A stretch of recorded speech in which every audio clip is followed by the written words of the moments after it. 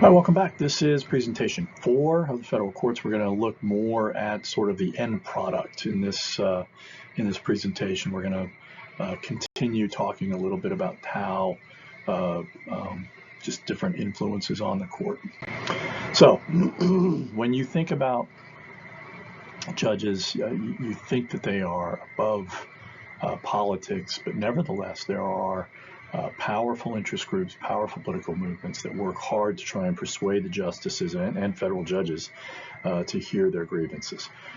Lawyers representing interest groups try to match the proper client and the proper case so that the issue in question are most dramatically and appropriately framed. When possible, they also will try to pick a court with a sympathetic judge in which to bring up the case. This is a strategy known as venue shopping.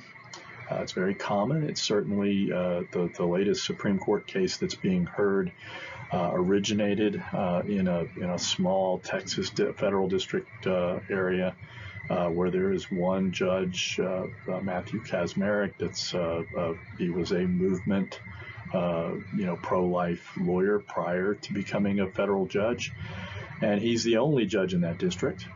And the whole point of that case was to get it's mounting an assault on access to abortion-giving drugs, especially mifepristone. So lawyers want to establish the most favorable record of the case through their legal theory in prosecuting or defending a case. A well-framed theory of the case can be very persuasive to judges. So a pattern of cases approach is the most effective approach when getting a case accepted to the Supreme Court for review. This typically involves filing cases in several districts and pushing the cases up through multiple circuit courts of appeal, hoping that you'll get different rulings from the different circuit courts. That when the circuit courts, which we talked about in that first presentation and the second one, when the circuit courts come up with different outcomes, that's when the Supreme Court is definitely going to step in, because one of the things that the court is very much concerned about is establishing uniformity of the law where possible. Supreme Court procedures. The court's decision to accept a case is the starting point of an often lengthy and complex 10-step process. Now, they can expedite matters, and they have acted very quickly when they felt like they needed to. Briefs are written documents in which attorneys explain, using case precedents, why the court should find in favor of their client. Oral arguments allow each side to present their case before the justices, who frequently interrupt presentations to ask questions. Some justices, like the late Associate Justice Antonin Scalia, would routinely ask dozens of questions, while others, like Associate Justice Clarence Thomas, went for years without asking a question at all. COVID protocols actually led to a change in the court's process for oral argument, with each justice being assigned a brief period of time for questioning based on seniority. That was adopted during the pandemic, but it's been retained because studies had shown that female justices were often frequently interrupted by male counterparts and often didn't get the same amount of time. So oral argument is important because it can be a significant indicator of the thinking of key justices on a case. There is also a point at which all the justices meet in conference, and that allows the justices to discuss the case in private on Wednesday or Friday following oral argument. Conferences often involve considerable amount of give and take between the justices as coalitions form in support of or in opposition to a particular outcome, and often result in compromise decisions. Where possible, the norms and the mores of the court has been to work towards a consensus where possible. That has often not proven to be the case these days. So again, this is a process. This should, again, this is almost a year long for this particular case. The petition for a writ of certiorari was filed June 6, 2017. The final decision wasn't announced until June 27, 2018. So it's more than a year that took place between, the case initiating with the Supreme Court and then finally the court issuing a ruling.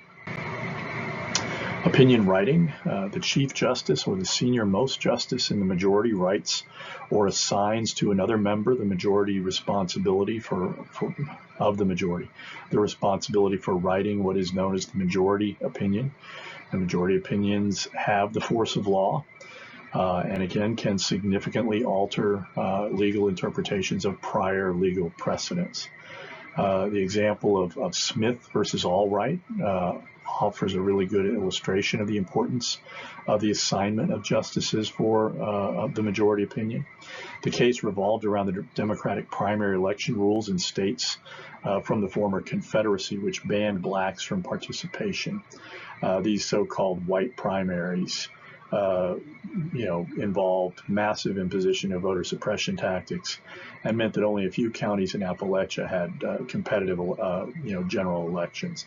Competition for public offices was confined to primary elections between competing factions of white Democrats. Chief Justice Harlan Stone initially assigned the opinion in that case to Associate Justice Felix Frankfurter, on the grounds that Frankfurter had the best argument and was the most brilliant and scholarly member of the court. However, Associate Justice Robert Jackson wrote Stone a letter urging him to change the assignment, arguing that the opinion of a foreign-born Northeastern Jew would not be accepted by Southerners, and Stone eventually assigned the opinion to Associate Justice Stanley Reed, who was an American-born Protestant from Kentucky. And in that decision, the court held that the state of Texas had violated a petitioner's 14th Amendment right to equal protection under the law, as well as the 15th Amendment guarantee to equal voting rights to Black Americans.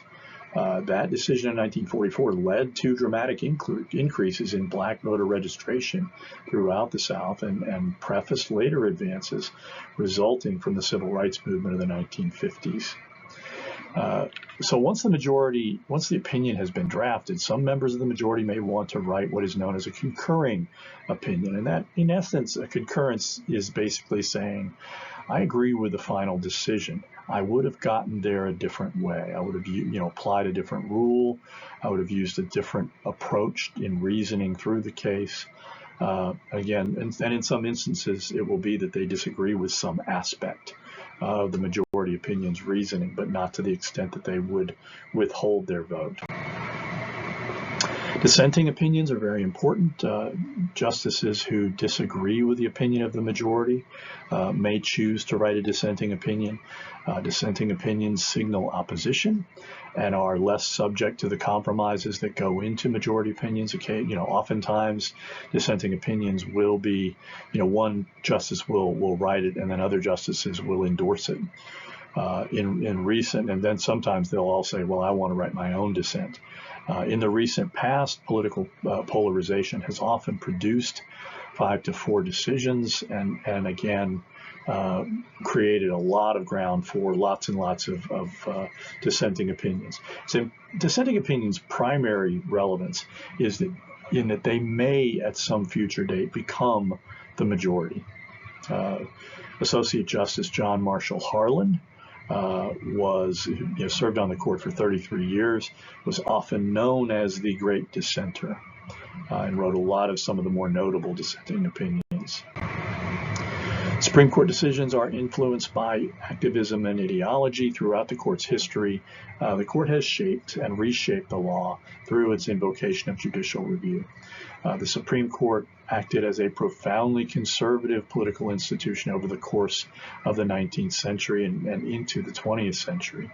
However, the period of the mid-20th century, the court acted to dramatically expand civil liberties, civil rights, and the scope of the federal government's regulatory policies. Since the 1990s, however, the court has again retreated from its previously more liberal approach to American jurisprudence. Institutional interests. The Supreme Court's justices are acutely aware of the court's place in history, and most are protective of the court's influence and reputation for integrity. During the New Deal era, you had a consequential moment that was called the switch in time that saved the nine. In the early days of the New Deal, the Supreme Court struck down numerous programs on narrow 5-4 votes. Franklin Roosevelt was so frustrated he proposed a court packing plan, which ultimately failed. But Associate Justice Robert Owens, one of the 5 conservative justices, suddenly reversed himself, and from that point forward really began voting in favor of subsequent New Deal laws. Due to Roosevelt's unprecedented long tenure as president, he was able to replace every other member of the Supreme Court except for Roberts. More recently, as Chief Justice, John Roberts appears to have institutional concerns in upholding the constitutionality of the Affordable Care Act in 2012 and again in 2015, and often providing the 5th vote in several liberal cases regarding immigration and abortion cases, and then actually recently cast deciding votes and persuaded Brett Kavanaugh to follow him in some gerrymandering cases over the past couple of years. Again, at the same time, the court remains 6-3, solidly conservative, and is likely to remain that way for the near future.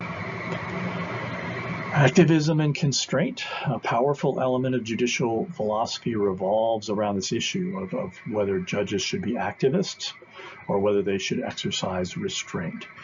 Most judges, most members of the legal community that are judges, are activists of judicial restraint. They believe the court should interpret the Constitution according to the stated intentions of the framers. They should read legislation according as near as they could identify the intent of the people drafting it, and they should avoid inserting themselves into partisan politics. Advocates of judicial restraint or advocates of judicial activism argue that the court should go beyond the words of the Constitution in instances where the framers didn't anticipate future issues or where the political branches are deadlocked. Activism and restraint overlap, but are not always synonymous with liberalism and conservatism. In the case Shelby County versus Holder in 2012 and McCutcheon versus the FCC, the court's 5 judicial conservatives were clearly acting in an activist way in striking down provisions that didn't accord with their ideological and or policy preferences.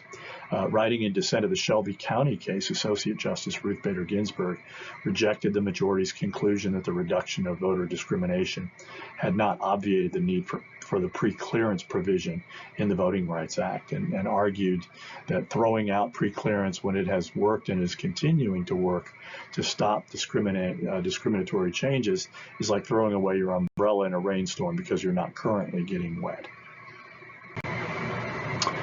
Political ideology and partisanship. Again, the activist restraint philosophical issue is often a smokescreen for justices' liberal and conservative, attitudes and opinions.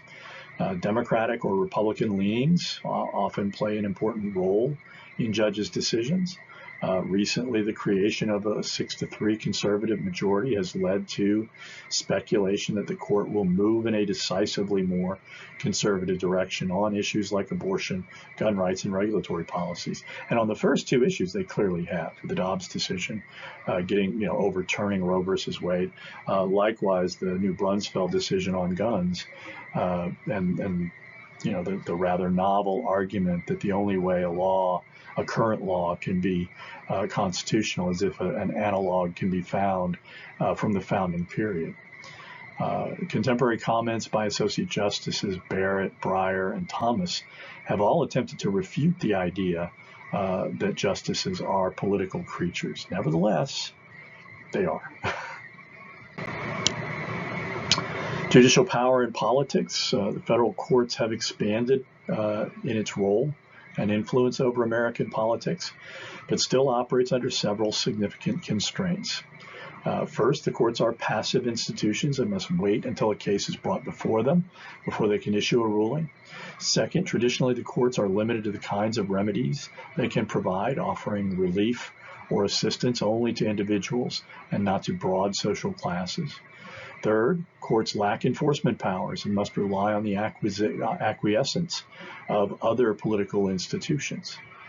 Fourth, because court judges and justices must be nominated by the president and are subject to the Senate's advice and consent authority, other institutions can influence the composition and character of the judiciary and therefore of judicial decisions.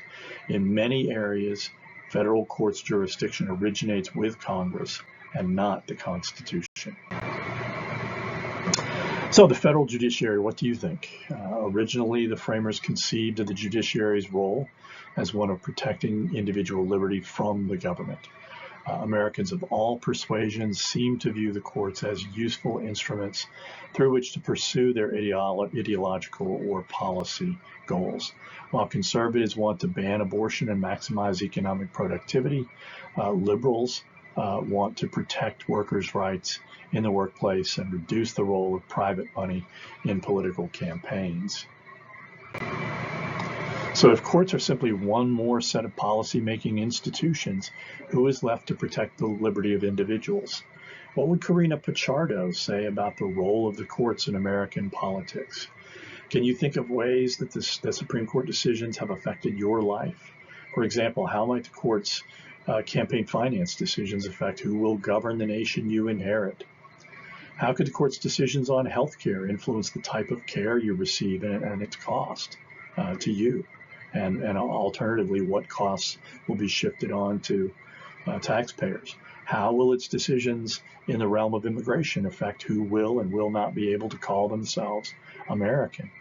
How might the court's decisions in Karina Pichardo's case against Texas Governor Greg Abbott influence your future job prospects and the taxes you might pay?